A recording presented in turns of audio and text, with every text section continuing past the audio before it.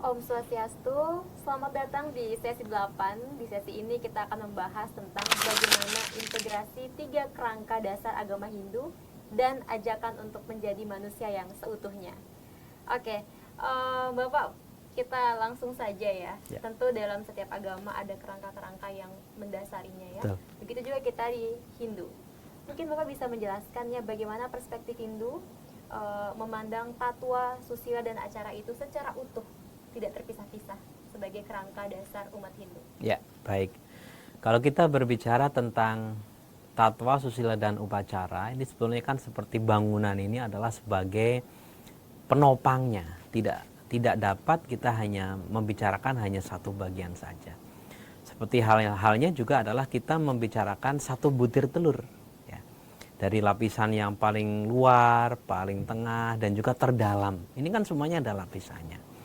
Sehingga bagian-bagian ini menjadi satu bagian yang penting di dalam kehidupan keseharian kita, karena tatwa di sini dijadikan sebagai dasar untuk kita melakukan pijakan, dasar untuk kita melakukan perbuatan di dalam keseharian kita, dan juga dijadikan dasar dalam pelaksanaan ritual keagamaan, termasuk halnya dengan susila. Susila ini kan sebagai tingkah laku yang baik di dalam kehidupan keseharian kita, baik dilakukan secara pikiran, perkataan maupun perbuatannya. Masuk ritual atau upacara. Upacara tidak hanya dipahami bahwa hanya melakukan ritual besar-besaran saja, tetapi tidak memahami makna terdalam dari ritual itu sendiri. Sehingga dapat kita sarikan bahwa konteks trikerangka itu adalah satu bangunan yang tidak bisa kita hanya membicarakan satu angle saja, tetapi semuanya harus kita bicarakan. Sehingga ini menjadi wujud nyata penerapan nilai-nilai kehinduan di dalam kehidupan sehari-hari. Seperti itu. Baik, kalau begitu tadi ada tatwa, susila, dan upakara, Ya. acara itu sendiri. Saya mau lebih spesifik membahas tentang susila. Ya. Tadi. Ya. Jadi bagaimana sih etika manusia atau kita sebagai umat Hindu berperilaku? Tentu tidak lepas juga dari bagaimana orang itu berbicara, berpikir, berkata, baru kemudian Baik. berperilaku ya. Betul. Atau kalau dalam Hindu disebut Trikaya Parisuda. Ya. Mungkin Bapak bisa menjelaskan gitu dalam era digital seperti sekarang nih Pak, yang penuh tantangan moral, tantangan sosial. Jadi bagaimana ajaran Trikaya Parisuda ini bisa diterapkan untuk mengimplementasikan tadi nilai-nilai dari susila itu sendiri? Ya. Baik.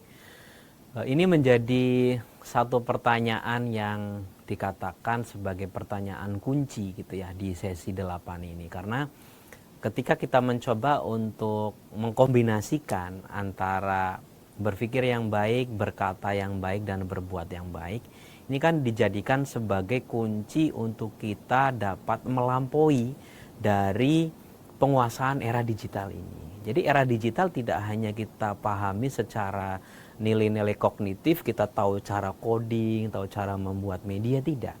Tetapi pelampuan kita sebagai umat Hindu adalah mampu mengendalikan diri kita. Termasuk halnya adalah kita melatih fokus. Nah ini dia. Kadang dengan berbagai macam media yang ada, terkadang kita tidak fokus. Kita akan mengarahkan pada penggunaan yang mana. Termasuk halnya adalah perkataan atau wacika kita. Dengan perkataan ini terkadang kita telah menyimpang dari nilai-nilai yang disebut sebagai konteks kejujuran, sehingga muncul yang namanya isu kebohongan, ujaran kebencian atau hate speech dan seterusnya. Ini kadang pikiran kita sudah oke, perkataan sudah mulai benar, tapi jari kita suka tidak dapat dikendalikan. Nah inilah yang dikatakan sebagai konteks Trikaya Parisuda tidak hanya berupa mengendalikan pikiran dan perkataan, tetapi menempatkan perasaan kita ada di orang lain. Nah ini yang harus kita coba latih di era digital saat ini. Yang pertama tadi mengendalikan pikiran kita, fokus seperti itu. Termasuk halnya ketika kita ada interaksi dengan sesama manusia. Terkadang kita suka berbicara semau kita sendiri, tetapi di sana karena kita manusia dibatasi oleh perasaan, maka kita harus jaga perasaan kita dan seterusnya. Mungkin terakhir Pak, implementasi yang mungkin Bapak bisa share ke anak muda nih. Bagaimana sih kita menjaga atau mengimplementasikan nilai-nilai tercipta karena dengan sangat konkret di situasi yang sekarang? Ya, oke, baik.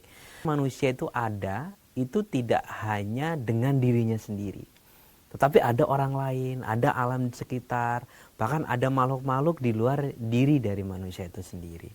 Nah, inilah yang kemudian kesadaran ini akan mengarah bahwa manusia harus dibangun secara jiwa dan raganya. Sehingga manusia itu harus menjadi manusia yang utuh. Nah, manusia yang utuh itu manusia yang seperti apa? Manusia yang mampu menyadari adanya tanggung jawab secara vertikal kepada yang kuasa dan juga tanggung jawab secara horizontal.